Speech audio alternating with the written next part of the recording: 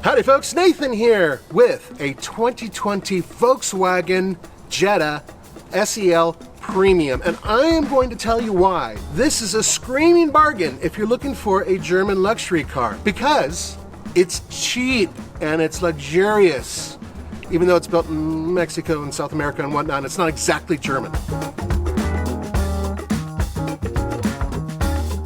Now you might recognize this. This is a 1.4 liter turbocharged engine that puts out 147 horsepower and 184 pound-feet of torque. It's hooked up to an 8-speed automatic transmission. Now, some of you might be wondering about a manual version. You can get one on the base model.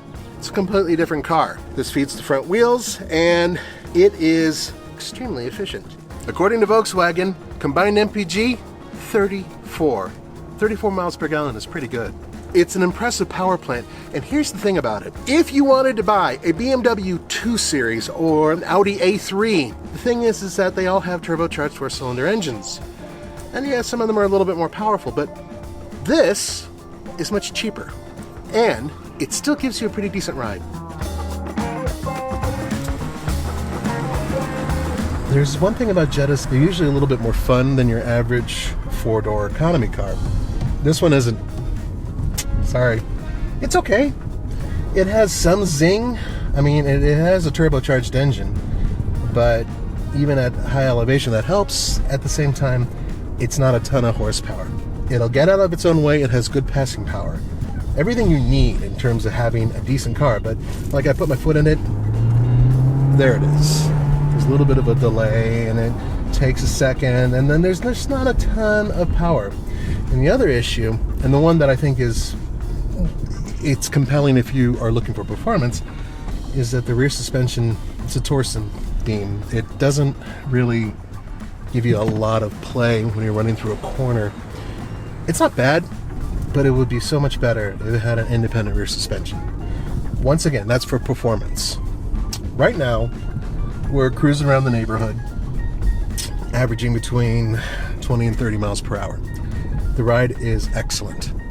Now let's talk about design, because this looks just like most other Jettas. As a matter of fact, one of the things that separates it are these 17-inch wheels, which I think are fairly attractive, and also the fact that it says SEL on the side. There's not a lot of badging or anything real special to differentiate between this and another Jetta. That is a negative. There are more negatives, including the back design. Let me show you the tailpipes. This is something that Volkswagen and I have been fighting about for a while, because that ain't no tailpipe. That is a piece of plastic.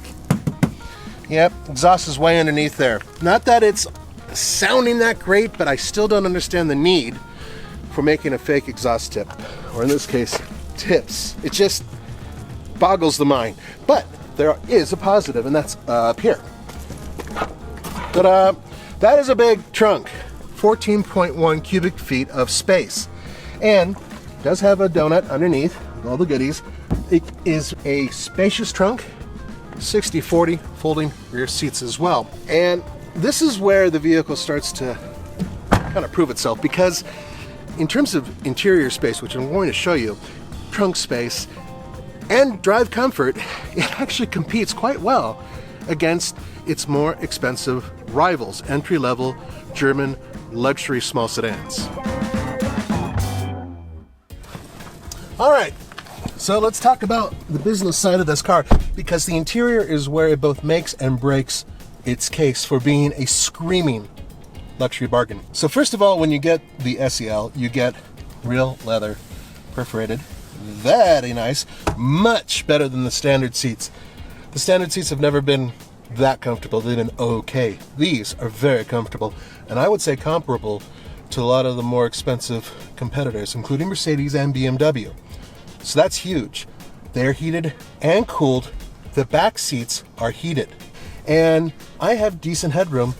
There is a large sunroof here, but I still have space, and I have a tall torso.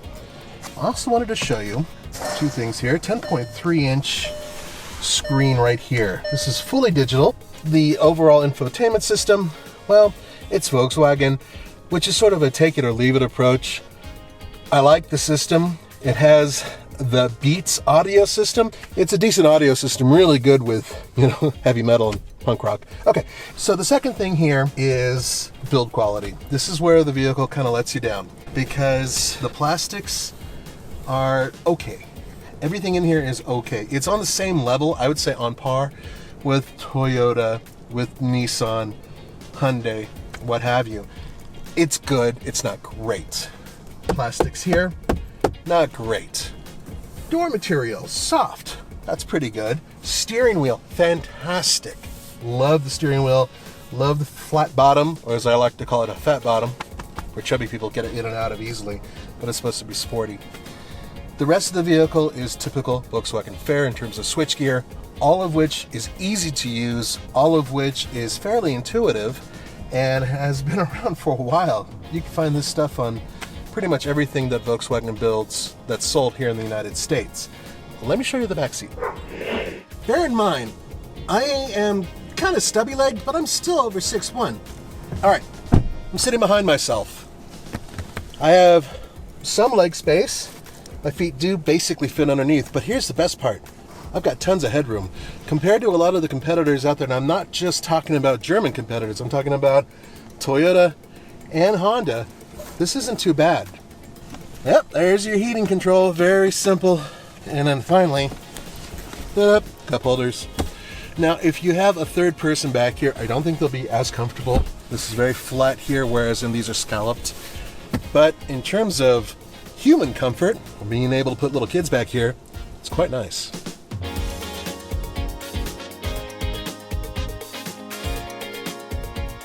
A couple things. First of all, I forgot to mention when I was talking about the interior that if you get this package, steering wheel is heated as well, which is awesome because it's about 50 degrees outside. It's a little bit on the chilly side.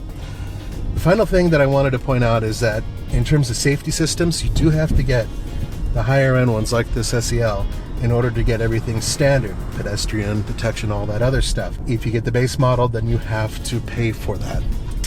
So the bottom line here is that good sound system, comfortable seats, decent interior, gives you a nice ride that's comfortable. You could do a lot worse. This is what I'm on about. This car, fully loaded, comes out to $28,865. Now, that may sound like a lot of money for a Jetta.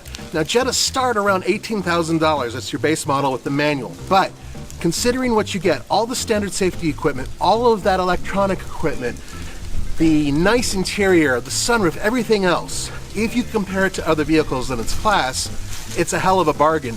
And when you think about other German vehicles that basically had the same equipment that cost $10,000, $15,000 more, it's a screaming bargain. Yes, I wish that the rear suspension was a little bit different. I wish it didn't have the fake tailpipes. This drives me crazy. But otherwise, it's a damn solid car. And as I said before, I think it's a great bargain. Thanks for joining me for the Fast Lane Car. This is Nathan. I'll see you next time.